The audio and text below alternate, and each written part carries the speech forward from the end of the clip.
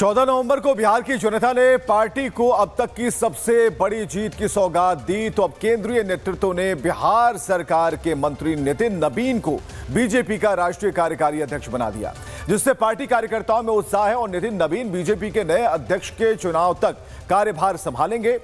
महज 45 साल के नितिन नबीन को कार्यकारी अध्यक्ष पद पर नियुक्ति से बीजेपी कार्यकर्ताओं का उत्साह चरम पर है। बीजेपी के राष्ट्रीय कार्यकारी अध्यक्ष चुने जाने के बाद कुछ देर में दिल्ली वो पहुंचने वाले हैं और इससे पहले नितिन नबीन ने पटना के महावीर मंदिर में हनुमान जी का आशीर्वाद दिया और अपने पिता को श्रद्धांजलि दी।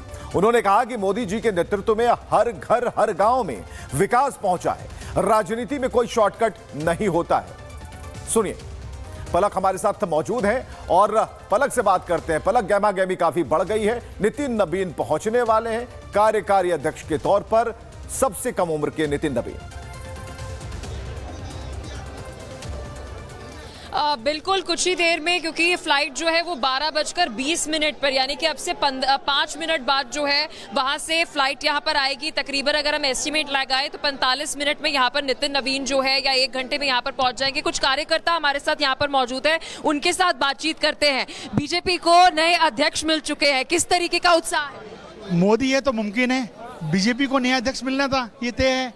और जो विपक्ष का काम है आरोप लगाना। कि आज बीजेपी के लिए उत्सव का दिन है, नए मतलब यंग जनरेशन को, अब हम कह रहे हैं कि जनरेशन शिफ्ट हो रहा है बीजेपी में। 45 साल के हैं नितिन नबीन की अगर हम बात करें। देखिए, मैं आपको बताना चाहूँगा कि मोदी है तो मुमकिन है। और ये जो यंग जनरेशन की बात कर रहे हैं, नितिन नबीन जी के लिए जितना कहूँ कम है, क्योंकि मैं उसी पूर्वांचल के धरती से हूँ। आप बिहार से हूँ और मैं जानता हूँ 2020 में मैं पूर्वांचल मोर्चा का जिला अध्यक्ष था यहाँ, भारतीय जनता पार्टी का उत्तर पश्चिम जिले का। नितिन नबीन जी का प्रवास था दिल्ली में।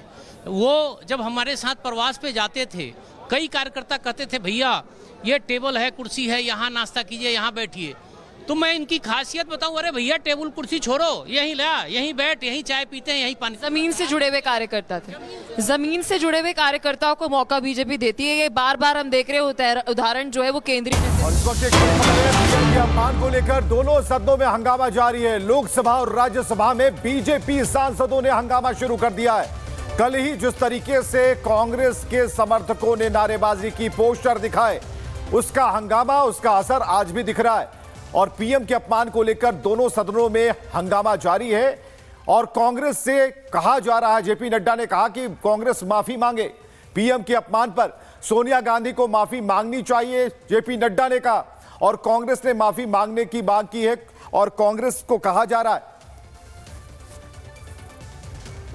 और चलिए सीधे हम बीजेपी दफ्तर से बाहर हमारे सहयोगी खड़े हैं सुमित झा, उनसे बात करते हैं। अब मांग की जा रही है, कल जो भी हुआ वो ठीक नहीं हुआ, क्योंकि प्रधानमंत्री पद पर सीधा हमला था, किसी व्यक्ति विशेष पर नहीं। सुमित, आज लोकसभा हो या फिर राज्यसभा, हंगामा जारी है। बिल्कुल, देखिए दो तस्वीरें हैं बीजेपी हेडक्वार्टर में ही। एक तरफ तो नितिन नवीन जो राष्ट्रीय कार्यकारी अध्यक्ष हैं, उनके स्वागत के लिए पूरे बीजेपी कार्यालय में तमाम कार्यकर्ताओं का जमावड़ा है, नारेबाजी कर रहे हैं, वंदे मातरम। लेकिन दूसरी तस्वीर जो आप बता रहे हैं, एक तरफ तो आप स्वागत कर रहे हैं, लेकिन दूसरी तस्वीर है संसद में जहां हंगामा हो रहा है। पीएम मोदी को गाली दी गई, कांग्रेस की रैली में कहा गया मोदी तेरी कब्र खुदेगी। उनकी बात मत करो। ये कांग्रेसी की मानसिकता खत्म हो गई है, ये पार्टी खत्म होने जा रही है और पूरे इंडिया में उनका अस्तित्व खत्म हो गया है। ये बुखला गई है, ये इनका आखिरी इलेक्शन है। अगले इलेक्शन में लोकसभा 0/0 सीट आएंगे इनकी। जनता ने पूरी तरह से निकार दिया इन लोगों को, इनके पास कुछ नहीं है। मैसेज उनके लिए लाउड एंड क्लियर है, मोदी फिर कमल खिलेगा।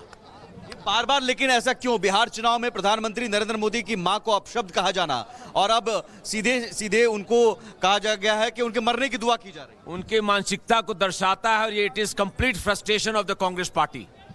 क्या लोकसभा राज्यसभा में हंगामा और अब कहा जा रहा है माफी जब तक नहीं मांगेंगी सोनिया गांधी राहुल गांधी तब तक कार्यकर्ताओं के नहीं, सोनिया गांधी राहुल गांधी से माफी मांगनी चाहिए, माफी माफी उनको गाली दे रहे माफी उनको मांगनी चाहिए, ना कि हमें वही मैं कह रहा हूँ। हाँ, माफी बिल्कुल उनको मांगनी चाहिए। वो देश विरोधी काम कर रहे हैं, नारे लगा रहे हैं मोदी जी के खिलाफ, ये सब सारी गलत राजनीति। ये किस तरह की मान सकता है? ये किस तरह की मानसिकता? मानसिकता ये दर्शाता है उनका अस्तित्व पूरे भारत से खत्म हो चुका है। और वो जो राजगद्दी पे बैठे थे ना बचपन से ही, वो राजकुमार को बनाने के चक्कर में एक माता बूढ़ी हो गई, लेकिन वो बेटे को पीएम का सपना जो दिखा रही थी वो सपना साकार होने वाला नहीं।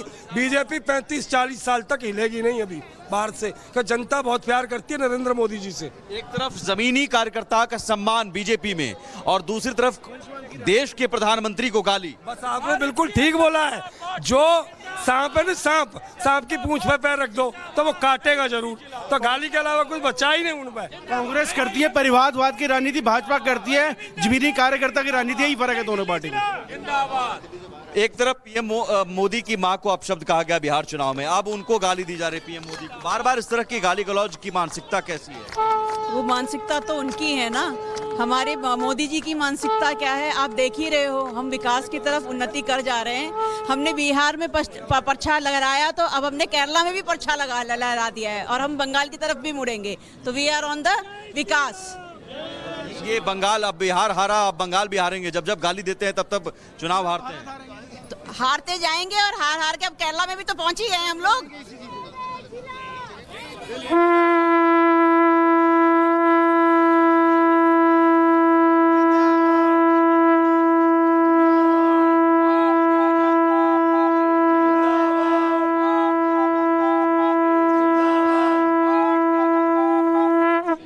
नमः पार्वती पते हर हर महादेव। भारतीय जनता पार्टी जिलों में जिला। बिल्कुल, और पलक भी इस वक्त हमारे साथ मौजूद है। एक तरफ स्वागत हो रहा है नितिन नवीन का, दूसरी तरफ कल जो प्रकरण हुआ, कांग्रेस ने जैसे प्रधानमंत्री को लेकर नारेबाजी की, उस पर अब विरोध का स्वर भी शुरू हो गया है।